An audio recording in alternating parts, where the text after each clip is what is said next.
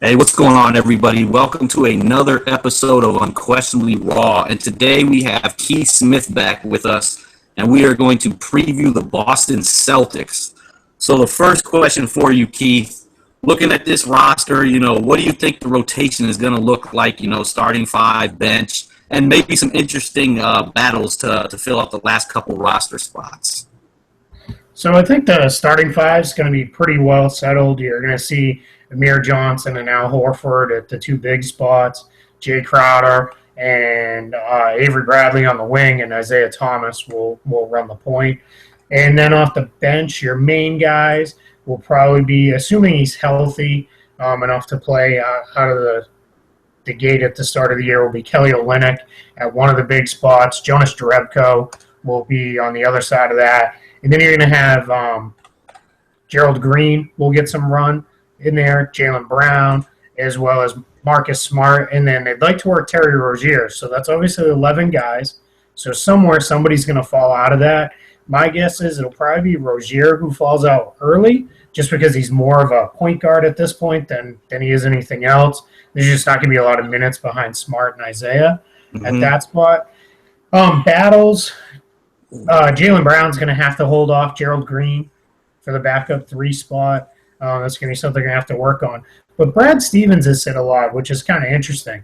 He doesn't come up too often. He comes back and says pretty regularly that look at it as forwards, guards, and centers. He looks at it as bigs, ball handlers, swings. So that's going to be how he's going to break the roster down, and that'll be interesting to see who he slots into what areas and when. But that's one of the things the Celtics have going for them is a lot of depth.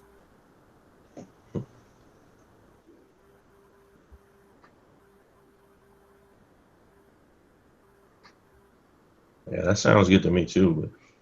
But you ever think that he'll start in some like small ball with Jay Crowder at the four? Yeah, I could see it if, especially if they want to spot Amir or Al Horford at times during the course of the season. I could see them going to small lineups. I think Crowder will see plenty of time there throughout the course of the season. Anyway, in games to start, I think he prefers to start with the two bigs more often than not. But Brad Stevens has shown an ability to be sometimes flexible willingly, and sometimes he's just had to be flexible. Especially a couple of years ago when they were cycling through guys left and right and trading players. So that was, interesting. And now, we'll see where they're at with their trying to get the, get back into the normal, way of having a pretty more of a set and stable roster. So Stevens has shown the ability to be pretty flexible there. Yeah, I believe that. All right, I'm back. Right, Sorry about that, guys. Sorry about that, guys. My connection just went haywire. So we've talked about the roster now. Keith? What do you think what are your expectations for this year for Boston? Yeah, they're going to be should be one of the top two or three teams in the East. It depends. Really, it's going to be between them and Toronto behind Cleveland. I actually see scenarios where both of them could finish with a better regular season record than Toronto. Probably not both, but one of the other of them, I should say, better than Cleveland. Just if Cleveland really backs it off and kind of coasts through the regular season. I can see that happening. But I think you'll see them really push. I think they're going to be a very good team. Last year, they let some games go. Lost a game to the Lakers. Lost a couple games to the Nets. And those Nets losses are almost like two losses in one when you have their pick. So that's really bad. And it cost them, right, because it ended up in that funky 3 or 4-way tie, I guess it was, in the East. And that dropped them out of having home court advantage. And that hurt them in that playoff series against Atlanta. So that's going to be something that they're not going to be wanting to mess around with this year. So I think you're going to see them, either second or third in the East. It really depends how far does Toronto come back to the pack and how much does Boston step up. Yeah. So what do you think the win total will end up being this year? Can you see them getting to that 50 win mark? Yeah, for sure. I think they can definitely get up over 50. I'm not going to go crazy and say they'll push 60, but I think, somewhere between 50, 54 wins feels about Okay. right for this team. Mike, what about you? What do you think this Celtics team's going to do this year? Yeah, I think they can get in that 50-win slot. They'll be pushing that 2 seed because you got basically all your main players back from last year, plus Al Horford gives you some veteran leadership and an inside presence. Get you some easy baskets, especially in crunch games where you got guys running to shoot threes. When those nights aren't falling, he can get you some post touches. So that's what you definitely need in stretch runs of games, and they can finish them now that you have someone you can lean on. Absolutely, I agree. I see definitely they'll finish in the top 4, as high as 2. More, between 2 and 4. I'd say anywhere, depending, because you never know how health goes. So, and they've got a lot of depth on this team. So I think anywhere from 47 to 52, 53 wins is about where I think they'll finish, and it'll be interesting. With some of these guys, like Keith was saying, Rozier, guys like R.J. Hunter. What are these guys going to do this year? What is Jaylen Brown going to be able to help them out at all? Keith, on that with Jaylen Brown, do you see him? What is the Celtics' plan for him this year? Yeah, they're not going to rush him just because they don't need to. But they want him to play. They're going to want to, he's going to have to earn the minutes. They're not just going to hand them to him. Just as you mentioned, there's plenty of depth on the squad. But if they do want him to play, and I think the ideal would be somewhere 15, 20 minutes a night off the bench behind Jay Crowder, really playing that 3 spot, and just focus on what he does well. Defend aggressively and go to the basket.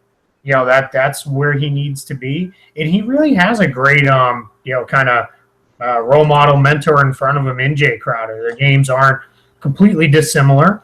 And Crowder was thought of as a guy who couldn't really shoot the ball. Obviously, Crowder was far less thought of when he came into the league than Brown was as a second-round pick. But they also Crowder he's a self-made guy, right?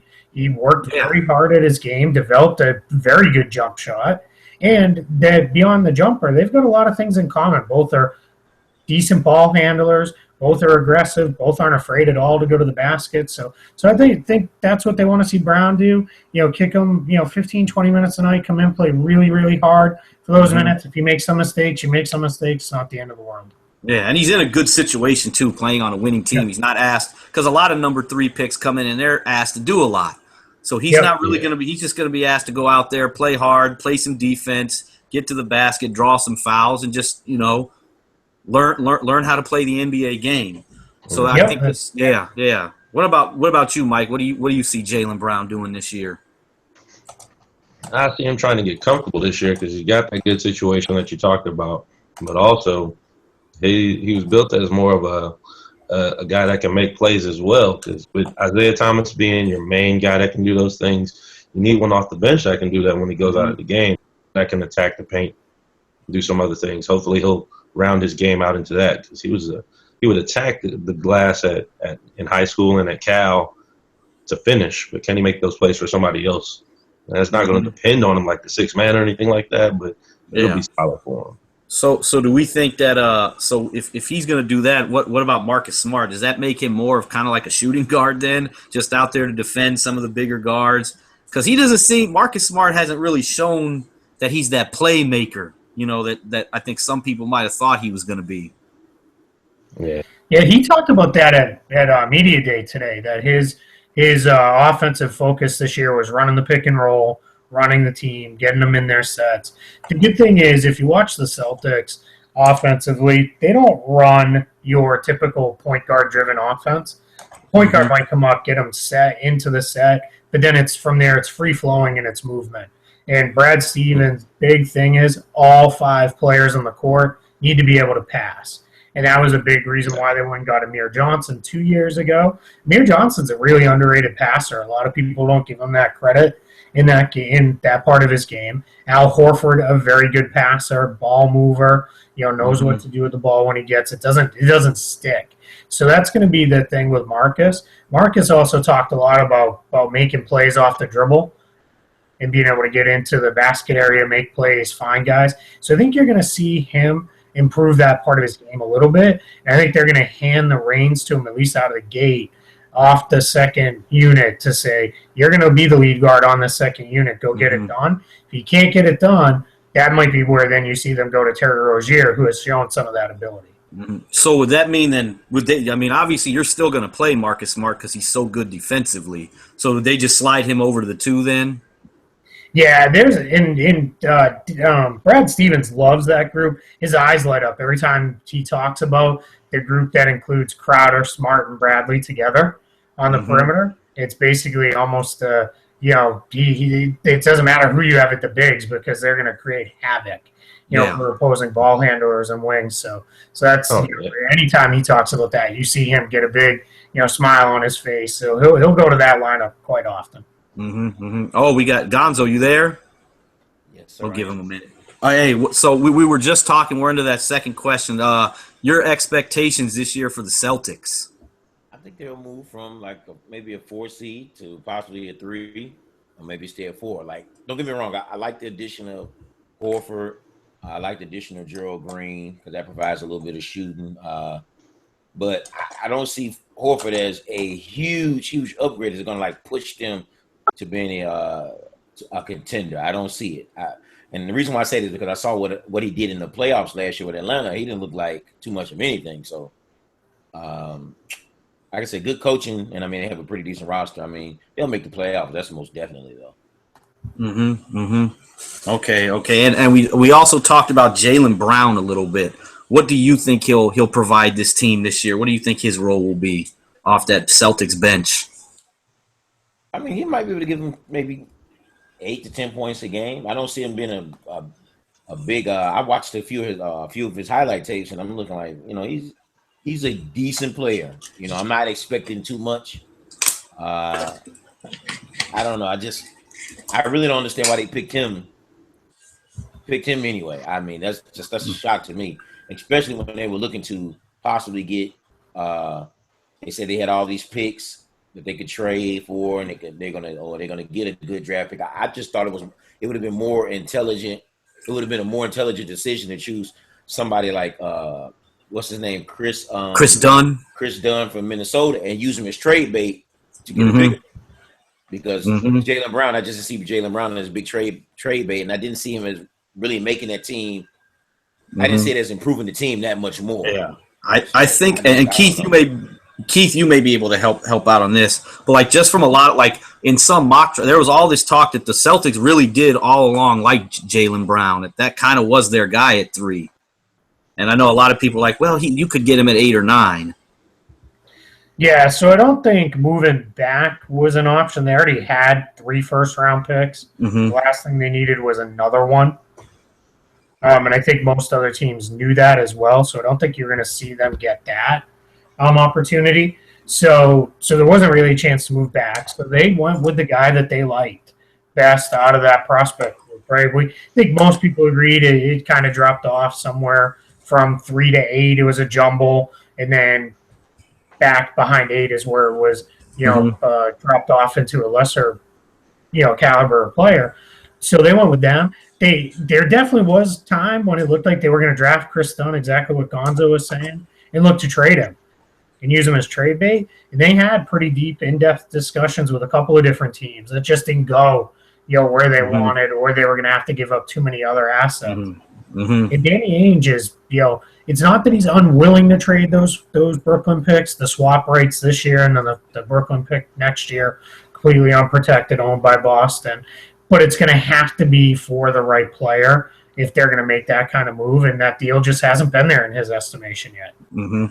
Okay, good. Okay, so Keith, 3 things this year that you think could make or break the Celtics season, I guess. So the first is going to be health. They do have a fairly young squad, but they've had some guys who have had some health issues in the past. So especially a couple of their older guys. Amir Johnson, Brad Stevens will manage his minutes throughout the entire year. I wouldn't expect to see him play over 30 minutes very often, if ever, in the regular season, with the whole goal on getting him to the playoffs. I think Horford's minutes may be down a little bit from what people are expecting to see. He does the same with Isaiah Thomas. He really uses the depth that the team has to try and make sure those guys are fresh and healthy at the end of the year. And unfortunately, there's only so much you can do because then Avery Bradley pops a hamstring, minutes into the first-round series, and the whole thing went to crap on him. So we'll see what happens with that. So that's the first one. Second is, can they shoot the ball better? A lot of people don't realize this was not a very good shooting team. No. They made up for it by getting a lot of attempts up, and they do play a pretty quick pace. They get the ball up, they force turnovers, so that gets gets them some extra looks at the hoop versus their opponents, but they don't shoot it all that well. So they've talked about doing some things where they're going to play Isaiah Thomas off the ball a little bit more. He's actually really good off the ball when he can set his feet. So if they can make that happen, that's going to be pretty big for them. I think the third thing is going to be, does the depth backfire on them? Depth is great until guys start chirping about minutes. If that happens with this team, you could see things start to go a little south. Now, I believe if that starts to go that way, that's where Danny Ainge will pull one of those 2-for-1, 3-for-1 consolidation trades that may not necessarily bring in a superstar, but just clears up the depth chart a little bit and clears some space. So we'll see what comes of that. But that depth is great until guys aren't happy with getting 10 minutes every other game. Absolutely, Mike. What about you? What are three things? Yeah, one question is that health? Because with Avery Bradley going down, Al being a little injury prone, not heavily injury prone, but guys are staying healthy. That goes for most teams. But with those two right there, those two pieces staying healthy for a full season and into the playoffs, they could actually make a run into the semis, maybe even conference finals. Secondly, is roles. Because you got guys like that. You talk about Isaiah Thomas coming off the ball a little bit. That might bring down Avery Bradley's minutes. He's not a solid point guard. That'll up Marcus Smart. But then you also got Rozier sitting there. And guys like R.J. Hunter that need to get their self going. James Young, they're probably sentenced down to going to Maine. But stuff like that. And see if they can compete and be willing to take on their role with the team, especially if winning's their main priority. And number three is Danny going to make a move? Danny was my dad's last coach in the league, and he's been known to make some crazy decisions that turn out to be great for whatever team he's been with, and especially in Boston. That dude comes up with some of the craziest moves that benefit them in the long run and in the current situation. Absolutely. What about you, Gonzo? Health, number one, obviously. Two, I'm going to say consistent shooting. That goes three-point shooting and just regular shooting. That's shooting most definitely. And last, defensive focus. Because last year, the way they played in the regular season, when they played against Atlanta, they looked terrible on defense. It just looked like they weren't in the games. I think he froze. No, I didn't freeze on right here. Oh, I thought it froze. My bad. Yeah, I agree. I think health, as everyone said, because even off the bench, Kelly Olynyk got hurt. In the playoffs, he's been hurt. So I think that's another one you've got to watch out for because he's a good stretch 4, stretch 5 off the bench and shooting like Keith said. It's kind of I don't know if Kelly Olynyk is your best shooter. That's not the best thing. He's not a bad shooter. He's a really good shooter. I think he was over 40% last year. But I think you have to, and I think that's where R.J. Hunter can maybe come in and help. If he can get out there and show he can play some defense, handle the ball a little bit. I think they, and I'll go to Keith for this. Are they planning on keeping him, or are they going to let him go? Yeah, I think he has the inside track on sticking around. I think James Young he's fighting a real uphill battle. Boston has 16 guaranteed contracts, can only carry 15 into the season. Yeah. So they're going to have to figure something out there. And James Young at Summer League, the coaching staff came out and when they were asked why he wasn't finishing out games, why he wasn't playing, and they didn't hold back, and they said because he can't play. He's not ready to play here. He's not doing well here. Like if you can't perform at summer league when you're a late lottery pick, then you're and he's going into his third year now. So that's. So, as much as they're not going to want to eat a contract, but I think they're going to have to, because I don't think everybody around the league knows, that they've got these 16 contracts. And James Young just seems like the outside looking in guy. So I think that bodes well for Hunter. But flipping it forward, Hunter's going to be in that same spot next year. Yeah. They're going to be in the same position. They've got Yabusele and Zizic overseas. They both were stashed, but both supposedly with the understanding that it'd be a 1 year back. So, we'll have to see what happens with that, and that's going to be the challenges. They're going to have to figure that out. Yeah. I really do like R.J. Hunter. I think he could, he has the potential to be the best shooter on that team, but I guess we'll see. It just seems like his game hasn't translated so far. But, with guys like that, we saw how long it took J.J. Redick, so it can happen for him. So I think. Yeah, his biggest problem is he's lost on defense. He doesn't know what to do at all defensively. He's never in the right spot. And when you have guys who are high-level defenders like Jay Crowder and Avery Bradley, and they're having to literally at one, you saw in points because he got a good amount of run in the first half of the season. There were points where those guys were literally grabbing him by his jersey and positioning him where he should be. Defensively. That's bad. And the thing I think that's most disappointed is he's a coach's kid.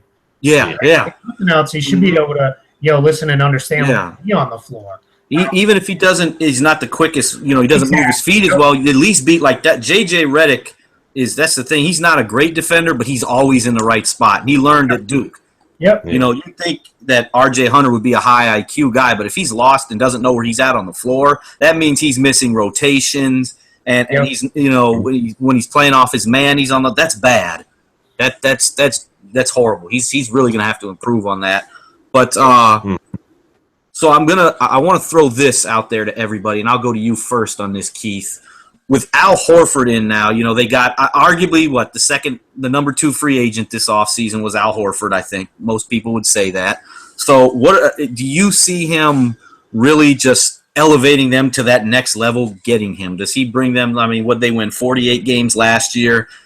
Does that really jump them into 55, 56 wins? Does he put them over the top? Yeah, I don't know that they'll get quite that high, but I do think, I think that's probably the very highest end of their range as a team. And the challenge is he's not that kind of guy, right? He's not he's a very, very good player, and I think he's going to be a great fit for the Celtics. But he's not going to come in and, you're not going to give him the ball, and all of a sudden he's scoring 28 points a game and grabbing 12 rebounds. That's just not who he is. He's going to be a good supporting piece, a really nice fit with everything that the Celtics do offensively, and he's by far and away the best free agent the Celtics have ever signed. Prior to him, the last free agent they've ever gotten really was, hard to believe, but Dominique Wilkins. And that was, at the tail end of his career when he wasn't even good. So that's a big thing. That's a win in and of itself, is that they landed Horford. But, I don't know, and I don't think the Celtics are putting that kind of pressure on him. I think they just come in and be part of it. Be part of what we're building here, help us improve and get there. And I think they're going to be content to go into the playoffs. And Danny Ainge is one, and Brad Stevens has picked up on this too. They both say regularly, you just play the games, you let the season play itself out. And if what if the Cavs hit like a couple years ago and they don't have Kevin Love and Kyrie's banged up? This Celtics team could take that team. It'd be close. And I'm never going to be one to question LeBron James and his, singular greatness, but they could get in there and at least give them a really good run. And Toronto gave them kind of a run last year. That's the thing. The Celtics just want to be in the mix, and I definitely think they've put themselves in position to be there. And you know what about the Celtics? One thing, they can kind of play any kind of style. They can get up and down. They can make it a half-court game, helter-skelter. They can play a lot of different styles, which I think helps. And they play well against teams like Golden State. They really gave Golden State problems last year. Beat them once and took them to overtime, I think, the first time. So, yeah, and to that point, Matt, that's where Horford's really going to help. Is where the Celtics struggled in the playoffs the last 2 seasons. When you get into more of that half-court game, they struggle to find offense because Isaiah Thomas gets kind of taken out of it. And if he's not creating, then they struggle. Having a guy that they can dump it into to get some easy buckets is going to be huge. absolutely. What about you, Mike? What do you think Horford brings to this team?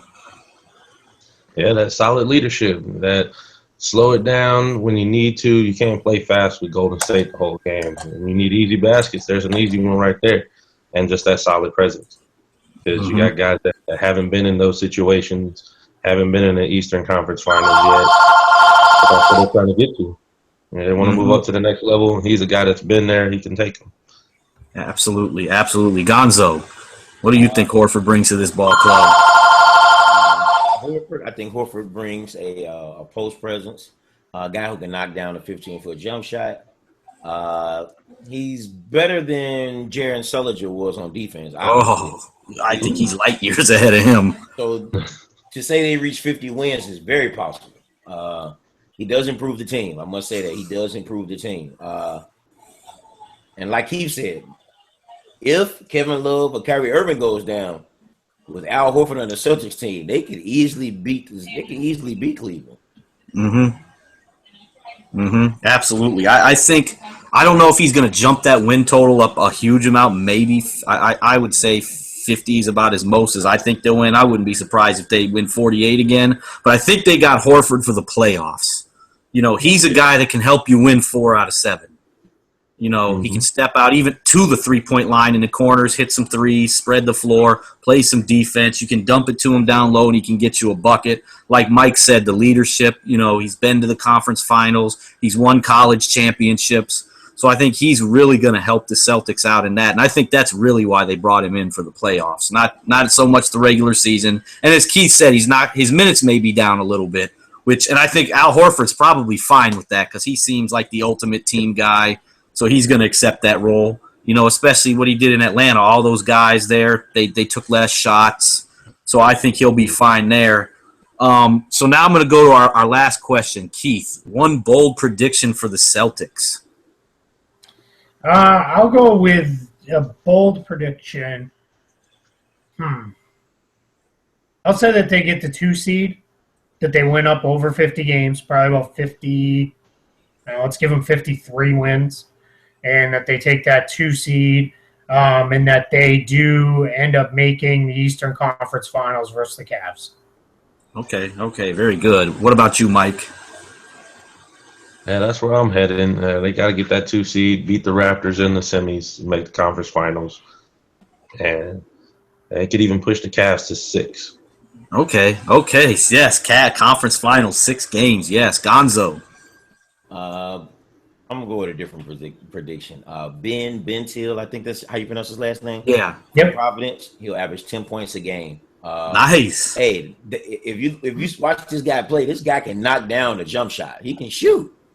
Hopefully they can utilize that. You know what I'm saying in their offense. Ben Till averaging 10 points a game, and I'm gonna go out on a limb that the Boston Celtics could possibly make the Eastern Conference Finals as well. Okay, very good. I'm going to go in a different direction, not towards wins, but I'm going to say I think eventually Marcus Smart may end up in the starting lineup, and I think he's going to be an all-NBA defender this year. I think Marcus Smart will be an all-NBA defensive player and in the running for Defensive Player of the Year, just like Avery Bradley was last year. Yes. We'll see. I really like Marcus Smart on the defensive end. That's going to wrap it up for tonight. And you guys, everybody, if you're new watching, hit that like button, hit the subscribe button. You can check us out on iTunes for the we'll upload the audio up there. Just go to podcast, type in Unquestionably Raw. We'll pop right up. And then Wednesday we've got we're going to do the Atlanta Hawks. Thursday we've got the Indiana Pacers, and Friday we've got the Cleveland Cavaliers. And sometime, probably Saturday, we still got to throw that New York Knicks preview out there for all of y'all. So, Keith, let everybody know where they can find you for those new watching us tonight. Sure. You can find me on Twitter, pretty active there at Keith Smith NBA. all one word, no spaces, nothing like that. For my written stuff, you can find me on Real GM, covering the league as a whole. Got one more off-season recap piece to run. We're running those division by division. Hopefully that'll be up some point later this week. And then for Celtics-specific material, I've joined the team at CelticsBlog.com, helping to cover the season there. We've got a lot of great stuff, putting up a lot of stuff from Media Day up there. And then on my Twitter, because I live in Orlando, you can find today a lot of Orlando Magic related tweets from Media Day, and I write about the Magic at todaysfastbreak.com. So I'm all over the place. Just Outstanding. Yes. All right. That's going to wrap it up for tonight. Be sure to check us out on Wednesday at 8 Eastern. Until next time.